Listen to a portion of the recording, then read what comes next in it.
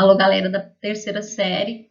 Iniciaremos agora, então, mais uma aula, né, de história sobre a Revolução Russa, do dia 2/4/2020.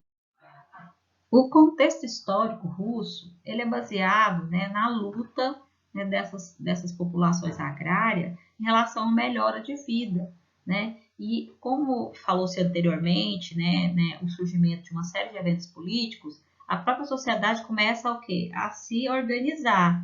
Dentro dessa organização surgem bandeiras. Essas bandeiras, né, elas lutaram por paz, pão e terra, que era, né, a ideia defendida, né, por essas pessoas que tinham, né, como a ideia da melhora social, né, e também a saída da Rússia da Primeira Guerra Mundial. A necessidade do fortalecimento dos serviços públicos do Estado, de modo a atender às necessidades da população, e a reforma agrária, de modo a acabar com a opressão dos trabalhadores. Então, o contexto histórico era esse. A sociedade estava martirizada pelos czares e começaram, né, a se movimentar em relação à melhora social. Claro que isso não partiu de todas as pessoas, mas de alguns grupos políticos, principalmente grupos de trabalhadores que estavam insatisfeitos, né, com o modelo que a sociedade ia seguindo. Dessa forma, então, começaram a criar, né, bandeiras relacionadas. Quando eu digo bandeiras, eram movimentos que tinham ideais, né? E os principais ideais nesse momento eram ideais de paz, pão e terra. O que é a paz? Né? A sociedade mais livre, né? Comida a todos e terra para que todos pudessem, né, tirar o seu próprio sustento. Continuando, né? As causas da Revolução.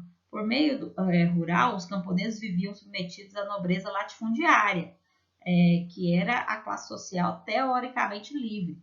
Né? Essa nobreza, né, eram pessoas que detinham o poder em suas mãos. E também a propriedade da terra. Né? Porém, vivia subjugada pelo czar. Quem que era o czar? O absolutista. No campo reinava uma forte tensão social com a permanência de um sistema de produção feudal, que retardava a modernidade do país. Então, esse sistema agrário, ele fazia com que a Rússia não, né, evoluísse, que ela não fosse à frente. Então, começaram a se ter as críticas em relação a esse modelo absolutista. Por isso, então, né, começaram a criar novos movimentos políticos para se tentar derrubar o czar. As consequências, né?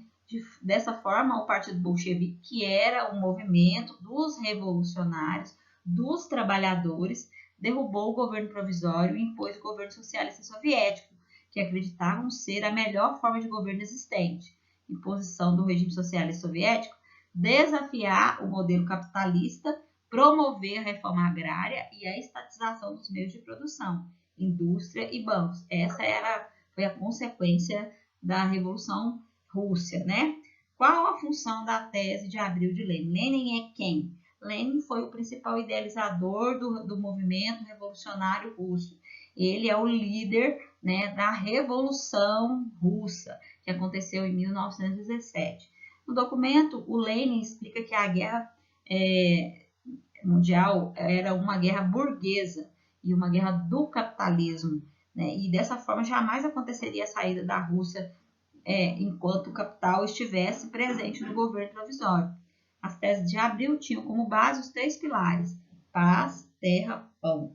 Paz, a saída da Rússia para a guerra, principalmente. Então, a função da tese de Abril de Lenin era retirar, né, a Rússia da Primeira Guerra Mundial, pois ela não tinha condições nenhuma, né, de lutar, né, com os aliados, porque ela, além de não ter, né, treinamento para a guerra, né, estava totalmente despreparada.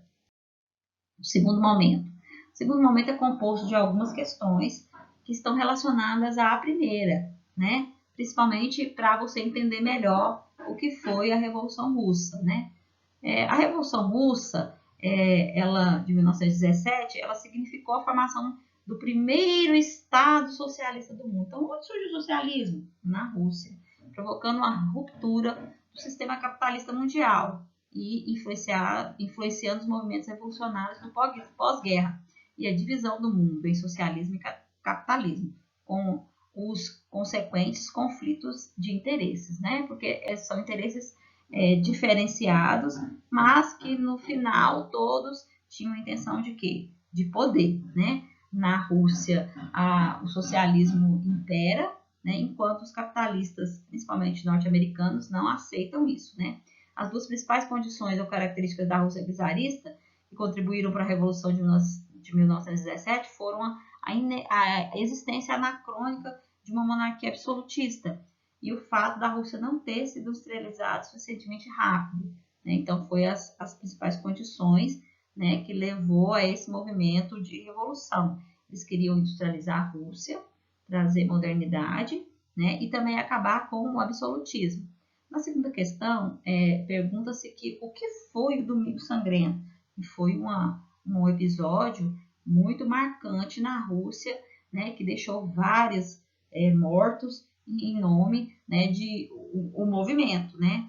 Ele foi um massacre que aconteceu no dia 22 de janeiro de 1905 na cidade de São Petersburgo, no Império Russo, onde manifestantes marcharam pacificamente até o Palácio de Inverno para apresentar uma petição ao czar, mas foram baleados pela Guarda Imperial. Então, o que aconteceu?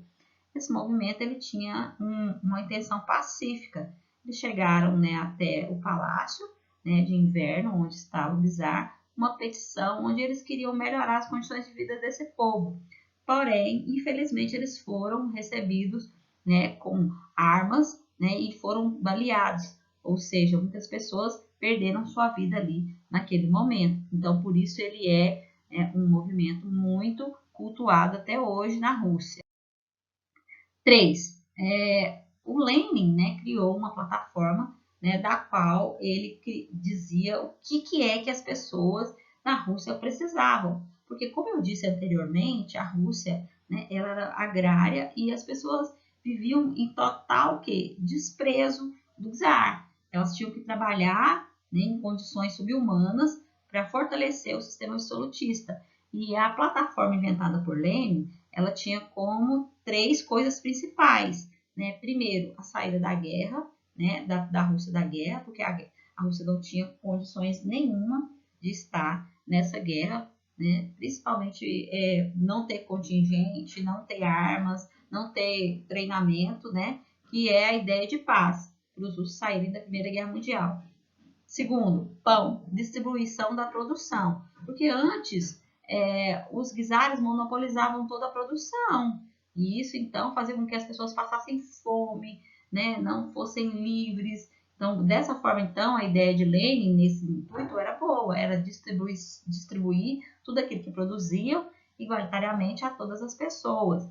E terra, que era a reforma agrária, que era dar um pedaço de terra, ou seja, tirar as terras monopolizadas na mão dos czares e da nobreza e passar para toda a sociedade, ou seja, onde todos tivessem um pedaço de terra, né, para constituir, né, a sua agricultura, todos pudessem tirar dali o seu sustento, né?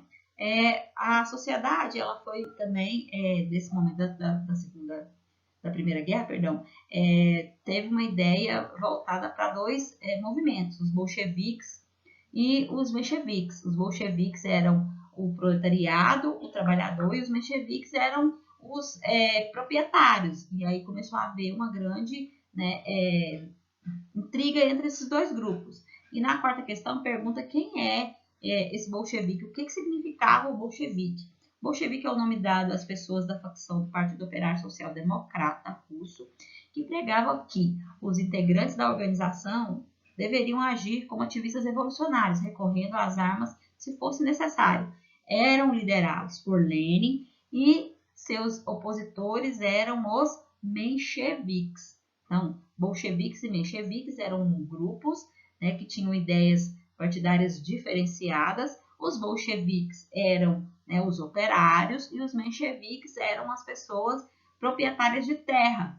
Ou seja, os bolcheviques queriam o socialismo e os mencheviques queriam o capitalismo. Por isso, então, eles viviam intensa briga. E o líder deles era o Lenin. né? O Lenin é o principal idealizador do movimento russo, né? Do movimento do Partido Operário Social Democrata. Espero que vocês tenham entendido. Qualquer dúvida, né, é só me procurar. Abraços e até mais.